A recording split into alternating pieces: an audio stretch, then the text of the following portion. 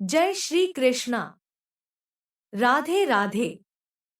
आप सभी का दिन शुभ और मंगलमय हो। महाभारत की कहानी दुर्योधन और 5 सोने के तीर एक शिक्षाप्रद कहानी है।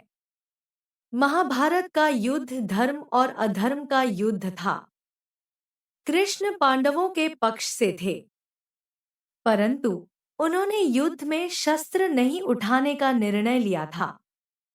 वहीं श्री कृष्ण की नारायणी सेना कौरवों की ओर से लड़ रही थी। युद्ध में कभी कौरवों का तो कभी पांडवों का पल्ला भारी लगता। महाभारत के युद्ध में कुरुक्षेत्र की रणभूमि पर श्री कृष्ण ने प्रत्यक्ष रूप से शस्त्र नहीं उठाए, लेकिन अर्जुन का सारथी बनकर श्री कृष्ण युद्ध भूमि में अर्जुन का मार्गदर्शन करते रहे। द्रौपदी के भाई धृष्टद्युम्न पांडवों के सेनापति थे। वहीं कौरवों के तरफ से गंगा पुत्र भीष्म सेनापति थे।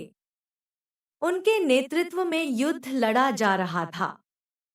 कौरव दल पूर्ण बल से युद्ध करने के बाद भी 5 पांडव में से किसी का भी बाल भी बांका न कर पा रहा था। कौरवों के प्रधान सेनापति भीष्म 10 दिनों तक पांडव सेना पर भारी पड़े थे। प्रतिदिन भीष्म हजारों सैनिकों को मार रहे थे, परंतु दुर्योधन भीष्म पितामह पर कहीं न कहीं संदेह कर रहा था। उसे लग रहा था कि पितामह भीष्म जानबूझकर पांडवों का साथ देते हैं और उन्हें मारना नहीं चाहते। यही सोचकर एक रात दुर्योधन भीष्म से सीधे बात करने के लिए उनके पास शिविर में पहुंचा। जब दुर्योधन भीष्म के शिविर में पहुंचा तो देखा भीष्म चिंतनशील होकर शिविर में बैठे थे। यूं आधी रात को दुर्योधन को अपने शिविर में प्रवेश करते देख भीष्म हैरान हुए। उन्होंने दुर्योधन से शिविर में आने का कारण पूछा। दुर्योधन ने गुस्से में कहा, पितामह, आपके मोहपूर्ण अन्याय के कारण मैं आधी रात को आपके शिविर में आने के लिए विवश हुआ हूं। आप अगर पूरी कर्तव्यनिष्ठा और मोह रहित होकर पांडवों के साथ युद्ध करते तो शायद मुझे यहाँ आने की आवश्यकता नहीं पड़ती। युद्ध शुरू हुए 10 दिन बीत चुके हैं, लेकिन आप अभी तक पांडवों को पराजित नहीं कर पाए हैं। आप संसार को दिखाने के लिए युद्ध का अभिनय कर रहे हैं।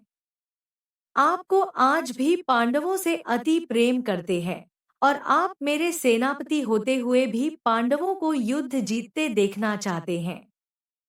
अपने बारे में दुर्योधन के मुख से ऐसी बात सुनकर पितामह भीष्म बहुत दुखी हुए।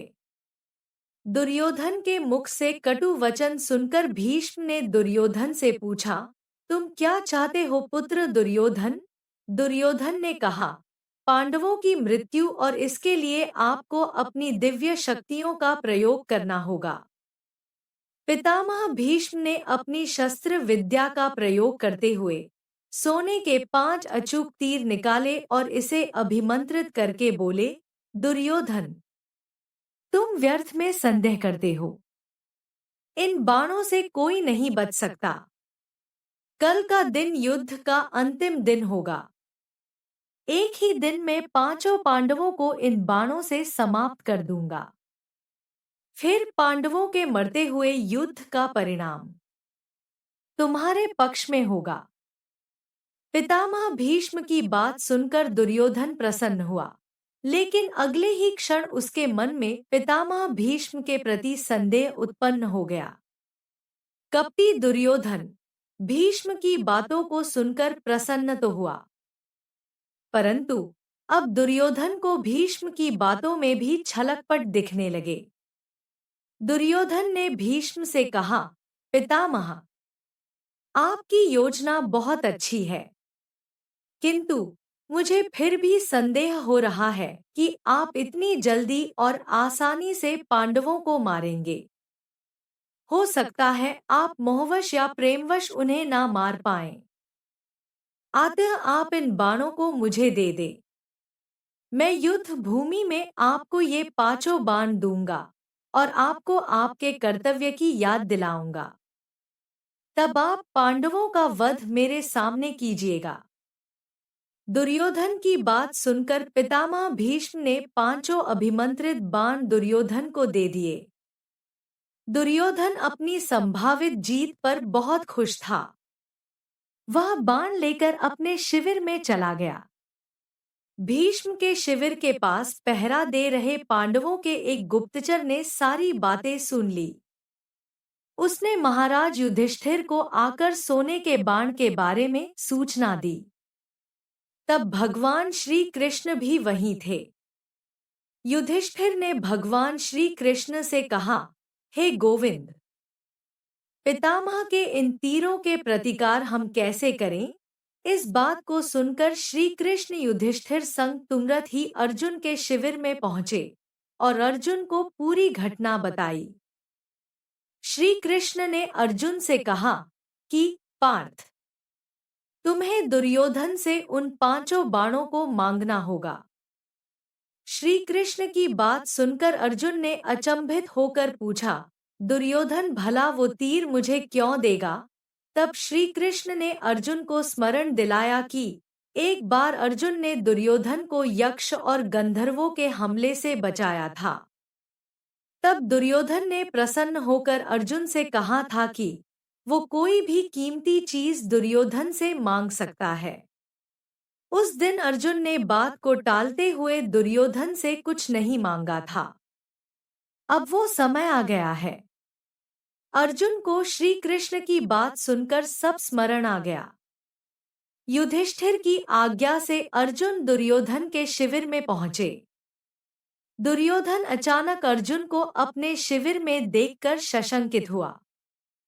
अपनी शंका को छुपाते हुए जोर जोर से हंसते हुए दुर्योधन ने अर्जुन से कहा, आओ अर्जुन आओ, क्षमा मांगने आए हो क्या? तुम्हारे प्रिय पितामह ने जो तुम्हारी सेना के साथ किया, उससे भयभीत हो क्या? इस रात्रि में आने का क्या कारण है? बताओ, क्या सहायता मांगने आए हो? अर्जुन ने कहा, भ्राता दुर्योधन, प्राणिपाद, सही समझा अपने, मैं आपसे याचना करने ही आया हूं। परंतु मेरे मांगने से पहले ही आप उसे देने के लिए विवश है। दुर्योधन हंसता हुआ बोला, मैं विवश हूं अर्जुन? याचक विवश होता है, दाता नहीं। परंतु कोई बात नहीं अबोध अर्जुन, तुम मांगो। अर्जुन ने दुर्योधन से वह 5 बाण मांगे, लेकिन दुर्योधन ने अर्जुन को मना कर दिया। तब अर्जुन ने दुर्योधन को क्षत्रिय धर्म स्मरण कराते हुए उस घटना को बताया। कैसे अपनी प्राण रक्षा के बदले दुर्योधन ने अर्जुन को कोई भी बहुमूल्य वस्तु देने का वचन दिया था। दुर्योधन ने अर्जुन से कहा, तुम कुछ और मांग लो, मैं यह नहीं दे सकता। तब अर्जुन ने कहा, यदि आप अपने वचन को पूरा नहीं करना चाहते तो कोई बात नहीं भ्राता। अब आपके पास कुछ बहुमूल्य है भी तो नहीं जो मांगा जाए। सामर्थ्य के अभाव में आपको पितामह के बाणों की आवश्यकता भी है। ठीक है, मैं चलता हूं। अर्जुन के कटाक्षों से दुविधा में फंसे दुर्योधन ने कहा, रुको अर्जुन, किसके पास सामर्थ्य नहीं है? हम 100 हैं, तुम 5 हो। फिर ना चाहते हुए भी दुर्योधन ने पांचों बाण अर्जुन को दे दिए। अर्जुन उन दिव्य बाणों को प्राप्त कर अपने शिविर में आ गए। इस तरह भीष्म से बाण लेने की गलती दुर्योधन पर भारी बहुत पड़ी और पांडवों की मौत टल गई। महाभारत के युद्ध के अंत में पांडवों की जीत हुई। दोस्तों, यदि आपको हमारे चैनल के द्वारा सुनाई गई पौराणिक कथा सुनना अच्छा लगा है तो वीडियो को लाइक करें, कमेंट करें, अपने रिश्तेदारों व मित्रों के साथ शेयर करें। चैनल को सब्सक्राइब करें एवं बेल आइकन को दबाएं ताकि हमारे हर नए वीडियो की अपडेट आप तक पहुंचती रहे। हमारा चैनल आपके सुखी व मंगलमय जीवन की कामना करता है। धन्यवाद।